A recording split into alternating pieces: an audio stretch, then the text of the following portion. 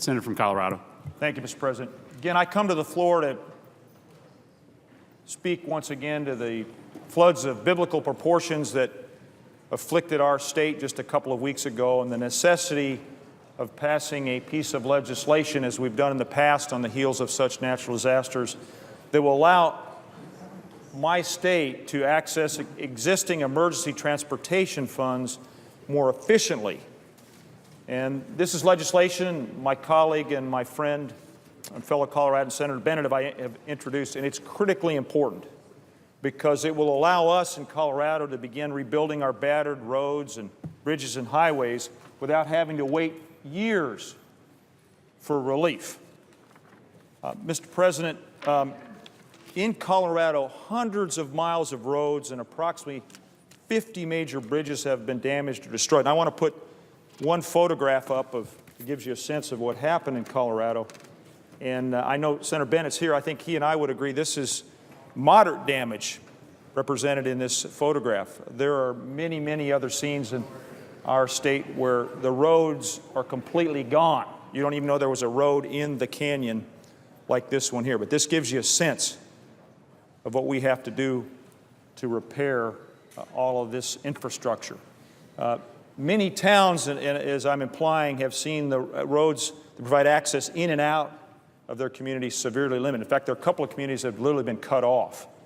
But the good news is that there are emergency relief dollars for transportation projects that have already been appropriated, and they're available right now. Well, why do I come to the floor then if that's the situation? Well, there's an arbitrary statutory cap of $100 million per disaster that applies to these funds. And this could limit the flood relief that we receive and then unnecessarily delay repairs, not just this year or next year, but for decades. But historically, and this is the good news, this is the opportunity we all have as members of the United States of America and the United States Senate, is to lift this cap. And it's routinely been recognized by Congresses as an unwise impediment to helping states recover, particularly when they're hit by the size of the disaster that we've been hit by. And we've made exceptions to this cap for nearly every natural disaster in recent years. We waived it for Hurricanes Gustav, Ike, Irene, and Sandy, as well as the Missouri Basin flooding in 2011.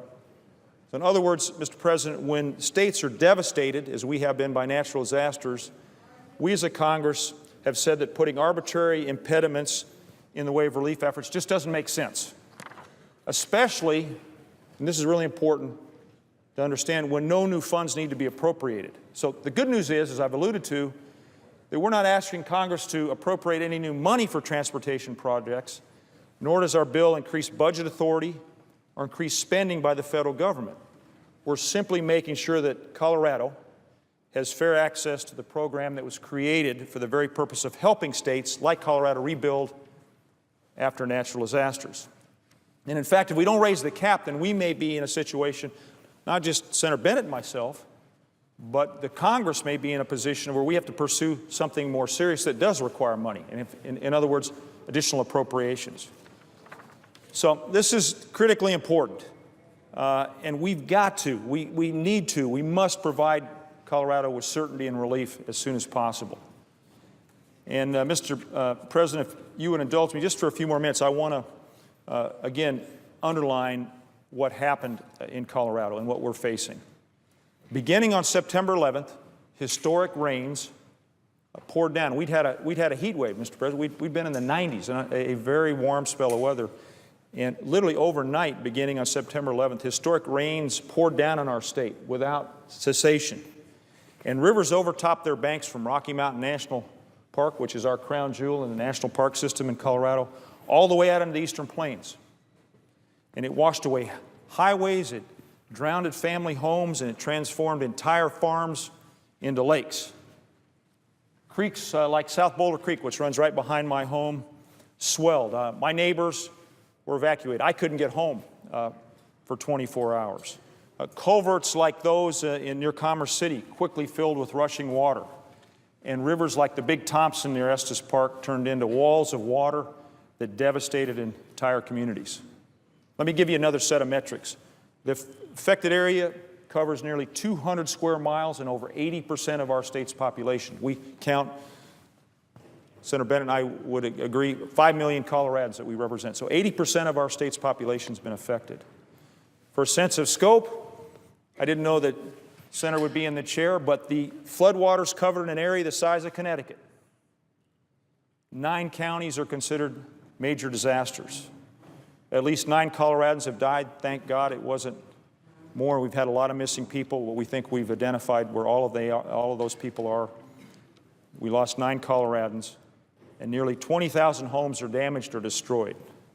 Nearly 2,500 people were evacuated by the Colorado National Guard, the most since Hurricane Katrina. Some bit of good news, the muddy waters have begun to recede, but that's given us a better look at the vast extent of the damage. 200 miles of state highways and 50 bridges are damaged or destroyed, and preliminary estimates are that the infrastructure repairs could cost up to $475 million. I come with a heavy heart when I think about all that, and then I have to also confess that this is a national disaster that's beyond our capacity, Colorado and Coloradans' ability to address alone. We need help. We need support from our federal partners. I've always supported disaster aid, whether I was serving in the House like the presiding officer has, and when I've been in the Senate for Hurricane Sandy and Katrina, and all of the national disasters that have hit our country since I began serving in the House in 1999. And I just have to say that Coloradans, we now need our federal partners to come together as one to support our rebuilding and recovery efforts. Mr. President, I begin to close. I just want to also say, though, in the face of this historic disaster, I've been so heartened to see our federal partners in the administration, led by FEMA, team up with our state leaders who have been tireless, the mayors and the council members and the county commissioners, our governor, local communities, nonprofit organizations, and the countless friends and neighbors who've begun the hard work of recovery. And our strong sense of community will allow us to recover and rebuild stronger and more resolute than before. But we want to get going. We want to access these dollars right now. And those dollars are sitting in this account, waiting to help states like Colorado rebuild and repair in the wake of a disaster. And in fact, the U.S. Department of Transportation, I see our chairman of the EPW committee, Senator Boxer, who's such a leader on infrastructure and knows infrastructure policy backwards and forwards, that the U.S. Department of Transportation projects that Colorado, New York, and New Jersey, plus the 11 other states that have projects in the queue, could receive every single dollar they need, and there would still be $221 million in remaining funds in this account available for future emergencies across our country. So, yeah, that's right. Everyone who has disaster-related infrastructure needs can receive relief, and we'll still have significant funds to help other areas that may find themselves in need, like Colorado, New York, and New Jersey.